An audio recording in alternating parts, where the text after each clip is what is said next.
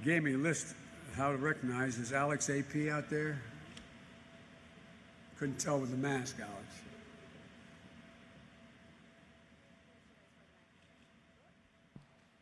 I will work with that. All right. So we reported yesterday that President Trump was briefed as early as March of 2019 that Russia had ordered or offered bounties to the Taliban for the killing of U.S. soldiers. You called his inaction on this issue a betrayal. So broadly, what consequences do you think the president should face for that betrayal? And specifically, what do you think Congress should do? Well, look, first of all, Congress and the intelligence committees on the Congress, both parties should demand the facts. This seems to be a moving story. As I was leaving, I had the television on, as I put on my shirt, and I understand there's even some more information that's come out today about what was known. One of two things. This president is, he talks about cognitive capability. He doesn't seem to be cognitively aware of what's going on. He either reads and or gets briefed on important issues and he forgets it, or he doesn't think it's necessary that he need to know it. But the fact is that at a minimum, the discrepancy allegedly within the intelligence community as reported, some thought it was more certain and others thought it was less certain. That should be resolved. The president should have on day one said, I want you to come before me in the Situation Room and lay out the differences and discretion. Who is saying what? Let's get to the bottom of this, number one.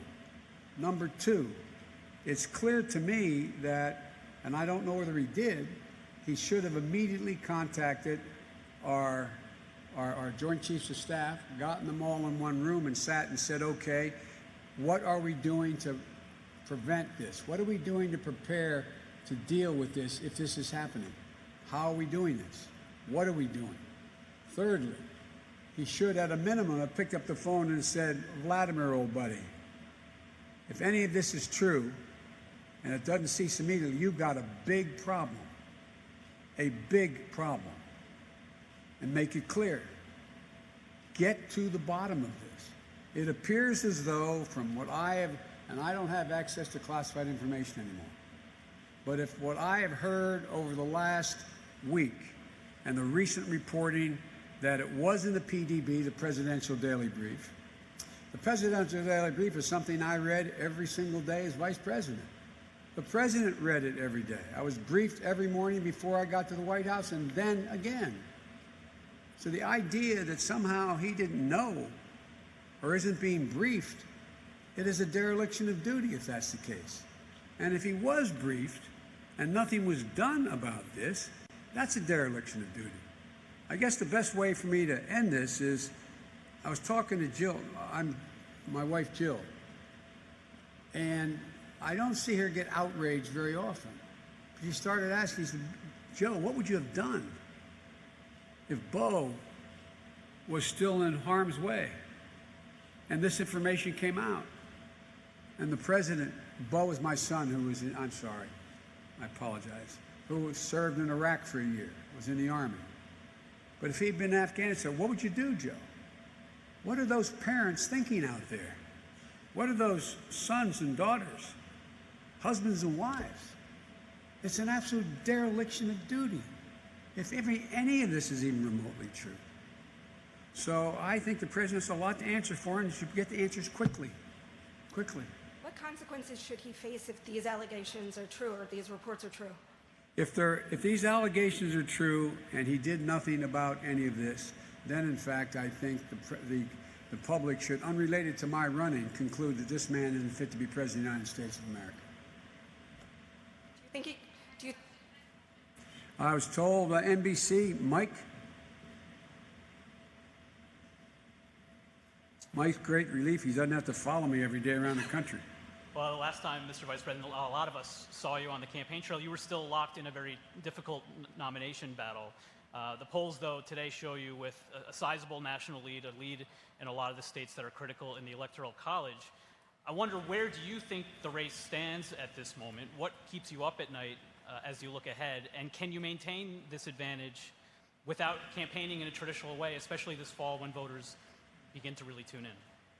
Well, you know, this is the most unusual campaign, I think, in modern history. In that, but I start off with the premise, Mike, that I'm going to follow the doc's orders, not just for me, but for the country. And that means that I am not going to be holding rallies. I am not going to be, for example, you all are here, but thank the school has put those circles around so we keep the social distancing. Everybody has masks on. As soon as I finish this, I'll put my mask back on. So it's almost all been virtual. Although I have gone to Houston, I have gone into Pennsylvania, I have gone to Virginia, I have traveled, but what I do, I get in, make my case, and leave, take questions, and leave. But you know me, I'd much rather be out there with people because that's where I get the greatest feel. I can get a sense of what by the look in their eyes, by the plaintive voices that they have, or what they're concerned about. But notwithstanding that, I have been surprised. The irony is we probably reached more people directly on one-on-one. You all, particularly those of you who are with television stations, you all know that when you're on, you're having a one-to-one conversation with someone out there because there's one person on TV looking at you. I never quite thought of it that way before, but they tell me 200 million people have watched what I have done from home and the half a dozen things we've gone out and done.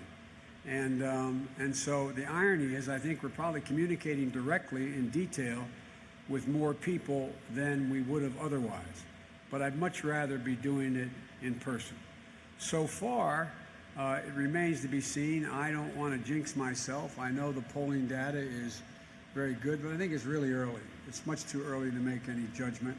I think we got a whole lot more work to do.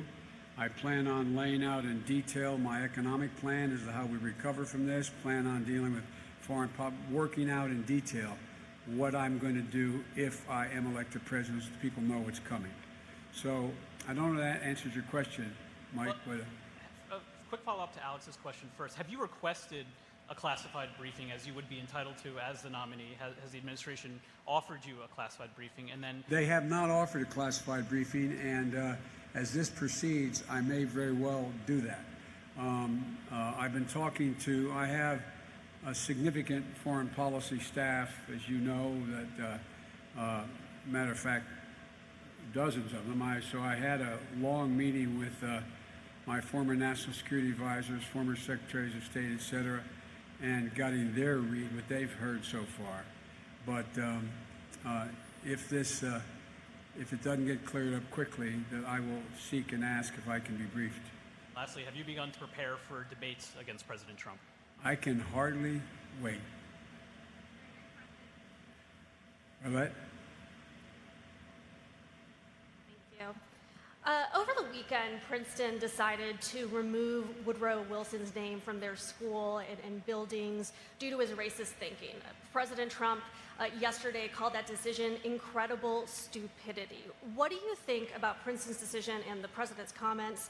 And then more broadly, as the nation is in this moment of reckoning when it comes to race, we're seeing the removal of statues, also the removal of names from institutions and schools. Do you think that this is the right approach to come to terms with our nation's history and its leaders? What do you think when you see the removal of some of these statues? Well, I think there are sort of three categories I like. One, any institution that chose a name and wants to now jettison that name, that's a decision for them to make, for whatever reason they make it. So I'm assuming the Board of Trustees at Princeton University made the judgment about the Woodrow Wilson School. I don't know, but it was made within the context of an institution that chose that name and now no longer wants to be associated with that name. And I think the president's, secondly, I think there's a distinction between the, as the former mayor of New Orleans said, the difference between reminders and remembrances of history and recovering from history. And so the idea of comparing whether or not George Washington owned slaves or Thomas Jefferson owned slaves and somebody who was in rebellion, committing treason, running, trying to take down a union to keep slavery, I think there's a distinction there. And so I think the idea of bringing down, I think, all those Confederate monuments to Confederate soldiers and generals, et cetera, who strongly supported secession and the maintenance of slavery and going to war to do it, I think those statues belong in museums. They don't belong in public places. And I think with regard to those statues that are in monuments like the Jefferson Memorial or whatever, I think there's an obligation that the government protect those monuments because they're different than, that's a remembrance. It is not a dealing with, revering somebody who had that view. They have much broader views. They may have things in their past that are now and then distasteful, but that's a judgment for the country. So, for example, taking down, toppling Christopher Columbus statue or George Washington statue or et cetera, I think that is something that the government has an opportunity and a responsibility to protect from happening. And on a different subject, you have been doing these public events for the past month, which has put you in contact with more people. Have you been tested for coronavirus? And if so, how frequently are you doing that? No, I have not been protected. I have not been tested for the coronavirus for two reasons. One, I've had no symptoms, as my mother would say, knock on wood. And number two, I haven't wanted to take anybody else's place in the process. But the Secret Service, they all get tested. They're around my home. And anyone who comes into my home, including staff who comes in, is tested to determine whether they have the virus. I expect what I'm going to do, so it doesn't look like I'm, moving in the front of the line here, is be tested relatively soon. My daughter has been tested. She was in Florida as she's a social worker working with the Boys and Girls Club. She came home, and before she could come home, she's been tested twice, so to make sure she's clear and quarantined. She lives in Philadelphia, but I haven't yet. I have not been tested yet. Yes, sir. I'm sorry. Who was I supposed to go to next? Anybody? I got to make sure I get the Wilmington newspaper here before I leave here. I'll be dead. Thank you, Mr. Vice President. It's good to see you, and I know we all hope that you continue to do this through November as often as possible. So, we will. The more I have an opportunity, I will do it. Two quick questions. One to follow up on Russia. You talked about what our president has done, but yesterday you said at a fundraiser regarding Vladimir Putin, quote, "I'll confront Putin, I'll strengthen NATO, I'll make clear to Putin that he'll have a price to pay for interference in our democratic processes." Specifically, can you tell us what you would do to Putin if this is true and in general for what's happened in the past? I can, but I will not, but I will tell him. Here's the deal. The idea that Putin or any other foreign leader can engage in attempting to manipulate a presidential election, the idea that he continues his activities in Central and Eastern Europe that he's doing, the idea that it can be done without any consequences is not going to happen if I'm president in my administration. That ranges from everything to making sure we go to the United Nations Security Council all the way to imposing sanctions that would be commensurate with the action that he has taken that is inappropriate. But I have had some very blunt, straightforward conversations with President Putin when I was vice president and before that. And I think one of the reasons why it appears as though he doesn't want me to be president, he knows we'll have more blunt conversations. And on another issue that's been in the news last week, this week, probably next week, the Supreme Court. The president says he's going to issue an updated list of potential nominees to the court. You have said you would put a black woman on the court should a spot open up, but there are groups calling for you to release a list of specific names you'd put on the court. Are you going to do that? Would you? One thing I hesitate to do is follow anything the president does at all, because he usually does it all wrong. We are putting together a list of a group of African American women who are qualified and have the experience to be in the court. I am not going to release that until we go further down the line of vetting them as well. And just like a logical question is about vice president, I'm not releasing the names of all the vice presidential potential nominees. There are a number of women of color. There are Latino women. There are Asian. There are across the board.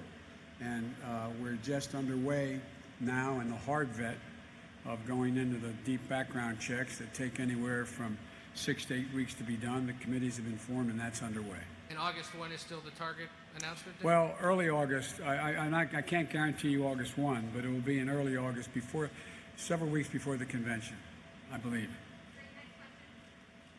Yes.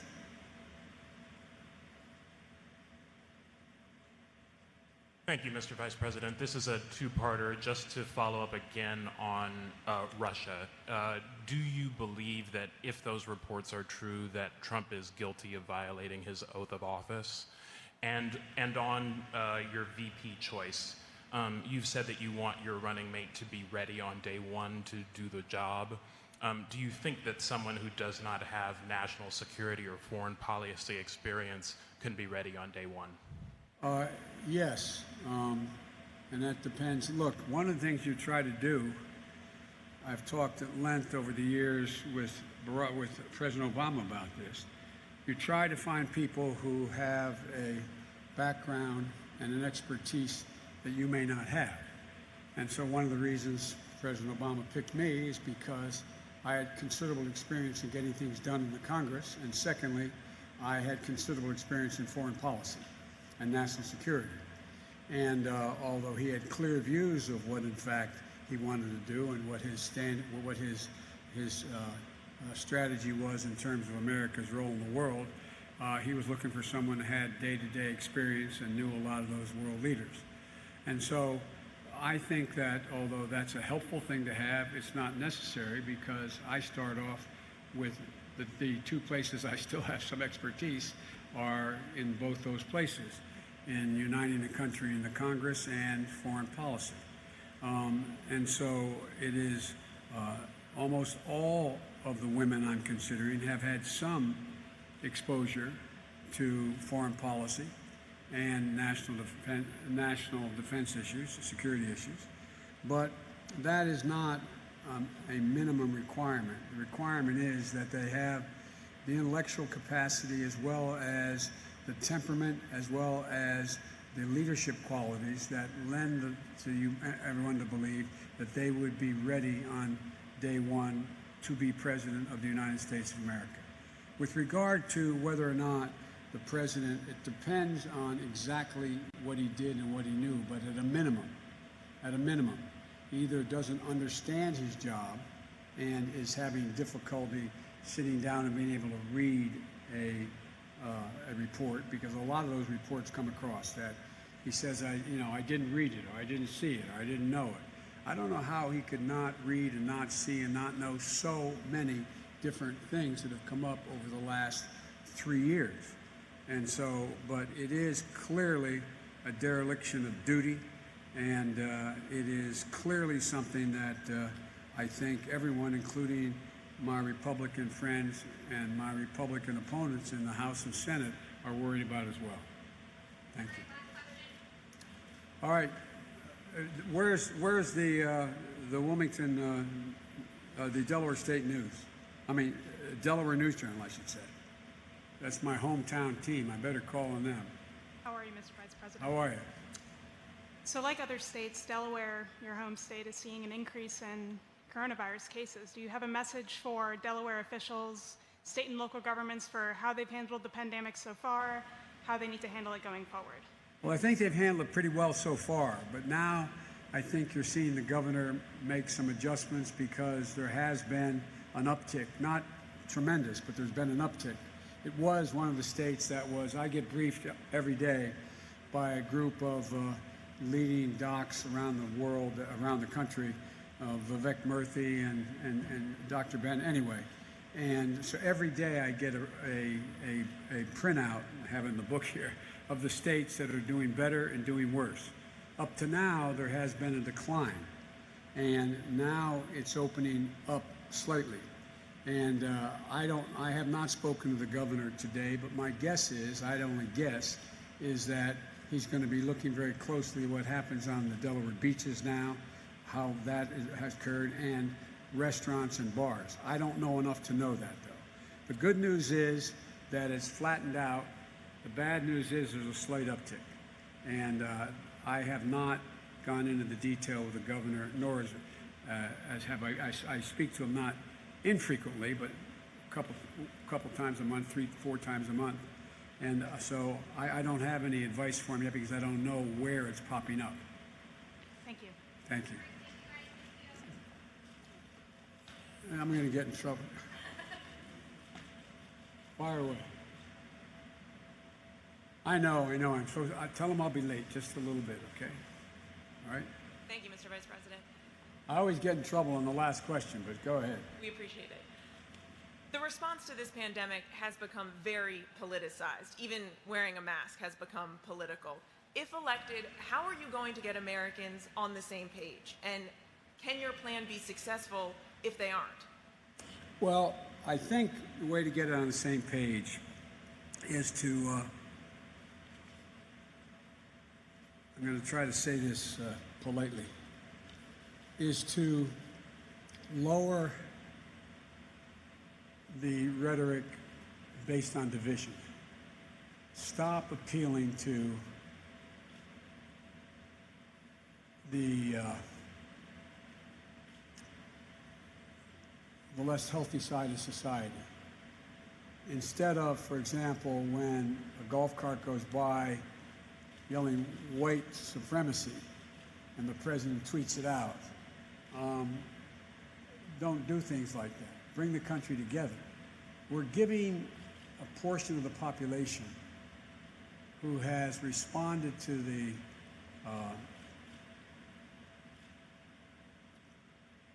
sort of race baiting the president has engaged in, a sort of free pass. And it generates divisions. And we're also talking about it in terms of the president talks about, manhood and, and being strong and you don't need the mask. I think we have to start appealing to the better side of human nature by pointing out that that mask is not so much to protect me. It's if I have an undiagnosed, it's to protect you against me. It's to protect other people. And it's called patriotism. It's called responsibility. It's called making sure you look out for the other person. And we have spent too much time, if you notice, the president puts everything in terms of him. And I'm not being facetious. Everything is him. It's I don't think, or I don't take responsibility, or I didn't do that, or I believe that. I mean, it's not about I, it's about us. And I think changing the tone of an administration across the board, allowing scientists to speak, making sure that people understand the facts, good, bad, and indifferent. And when a mistake is made, to say, I made a mistake. I was wrong. Shouldn't have done it that way. We should do it this way. I think all those things change the atmosphere. Let me conclude it by saying this, and I apologize, you've heard me say this before. The words of a president matter, no matter who the president is, no matter how responsible or irresponsible the president is. A president, whomever he or she is, can take us to war or bring peace, can have markets rise or fall, appeal to the senior side of humanity or to our better angels. It matters. It really matters. And so I think it's about the tone. And I think it goes across the board. I'll conclude with this, I know that I was criticized, legitimately criticized, during the primaries by saying that I plan on uniting the country, bringing Democrats and Republicans together. We have to do that. If we can't do that, we can't function. We have to bring the country together. And I think on this piece, if in fact we stand up, and by the way, don't hold me to the numbers, please, you can correct me on this, but I think something like 70 or 74 or 75% of the American people think you should wear a mask. The overwhelming number of people think we should take these precautions and so on, think we should open more slowly. Well, I think that, we should be talking to our better angels and actually making people indirectly feel guilty for not doing the right thing. Appeal to their better nature. I know that sounds almost idealistic, but it's not.